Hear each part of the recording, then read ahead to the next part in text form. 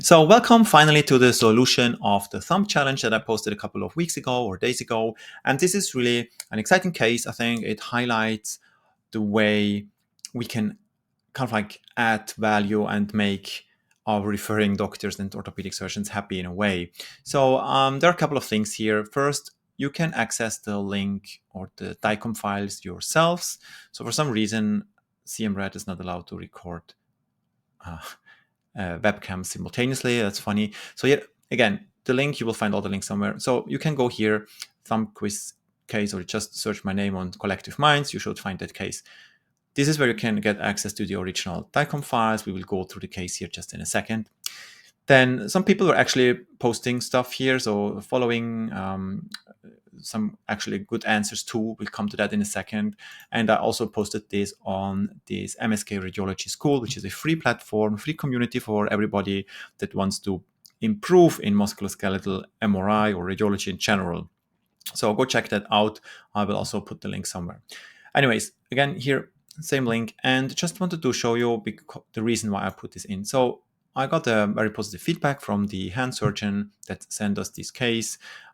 He was really happy with the report, and I was confirming his sonographic suspicion 1-to-1, and he was very happy that I was, basically writing this concise report that I will also share with you here at the end in writing. So, and they went on to surgery. So let's have a look at the case first. The patient had a trauma, I think, day before or recently. Yeah, fall on the hand one day before, and this is now the case that we can see. So let's jump right in. So basically, what we can see here, thumb MRI in all the different planes, it's all good, quality is okay. And whenever you have a thumb, obviously we want to check the ligaments. That's the most frequent stuff that we have to do, right? But let's go through this in a systematic manner. So first of all, I would check the bones. So we see there's some bone marrow edema on the volar aspect of the head here, which we can see here nicely.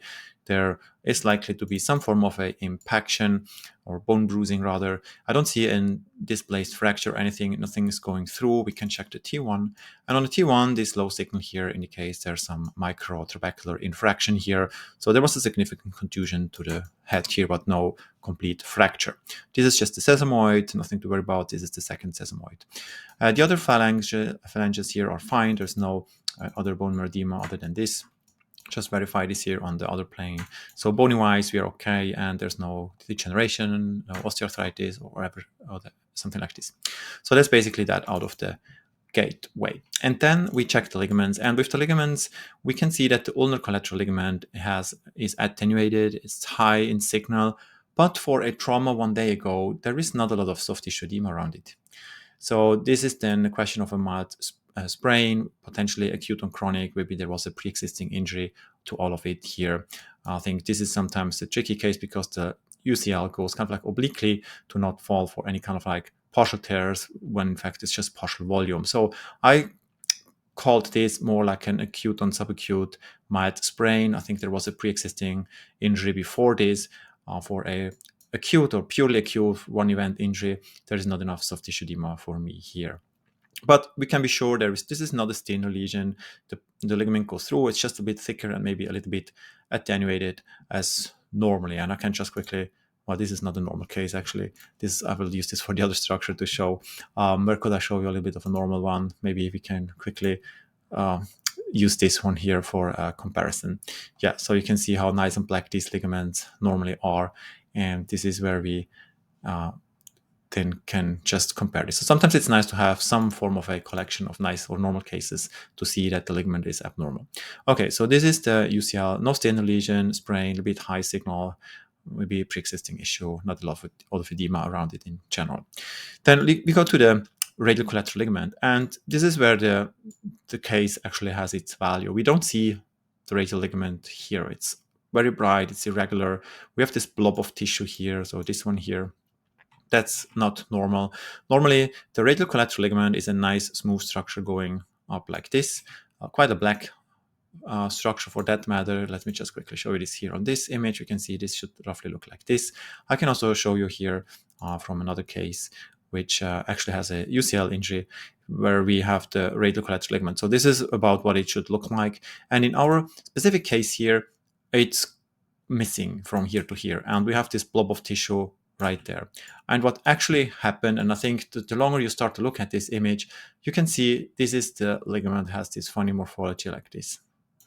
So I'm not sure if this is actually coming through, but if you scroll through it, you kind of like can see that there is stuff that's retracted.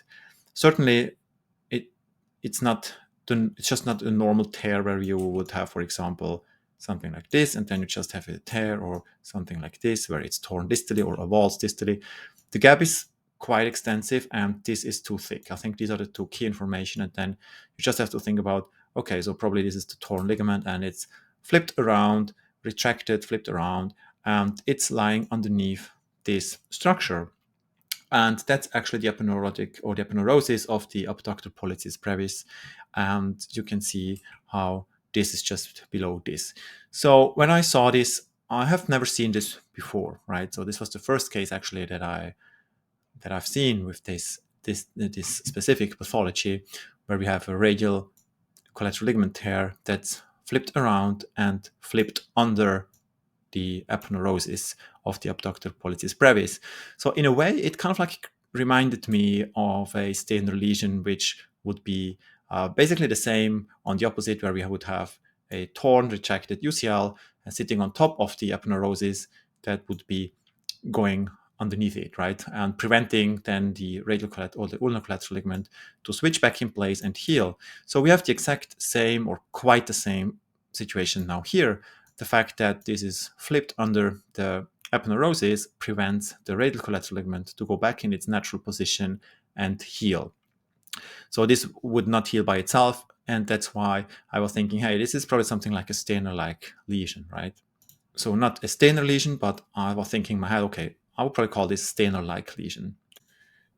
And so because I've never seen that before, I wanted to see, has something like this been published? And this is always a good idea, because chances are somebody published something all the time. So we just go to Google and we type in Stener-like lesion, radial collateral ligament, thumb, and then what can we see? So obviously we see a lot of the normal Stener lesion, but you can see there are a couple of articles that talk about Stener-like ligament. Now this one here is in metacarpophalangeal joints of two adjacent fingers, so it's not necessarily the thumb, but this one here seems to be one of the thumb.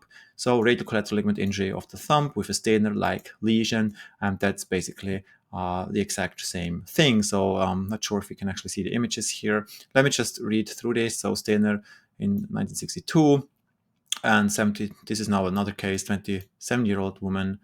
So radial collateral ligament, blah, blah, blah. I'm just finding the text. I'm not sure whether they actually bring up MRI. Found the intersubstance tear with the radial collateral ligament, with the proximal portion of the ligament retracted and lying superficial to the abductor aponeurosis, thereby producing a Stener-like lesion of the radial side of the thumb. So this is kind of like a similar situation here. I don't think they actually have any MR images here in the orthopedic case report.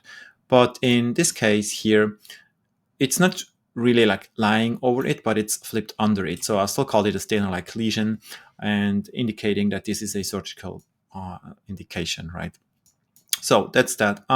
There's some other things too. Some muscle injuries here. We can see muscles straying here of the opponent and abductor pollicis brevis muscle here in this region, and maybe you can see this also on the coronals. I mean, this is just from the recent injury. This is not adding much to the case, to be honest. And yeah, I think this is really the relevant things. Water plate, tendons, everything was fine otherwise. Okay, so then yeah, let's see. I will post the final report that I sent out to the orthopedic surgeon on school. So go check out and find the report here. And yeah, if you have any questions, feel free to discuss this case here. We can also discuss the case here. That's also fine. And then we'll take it from there. All right. Thanks for watching, and I wish you all a very happy day.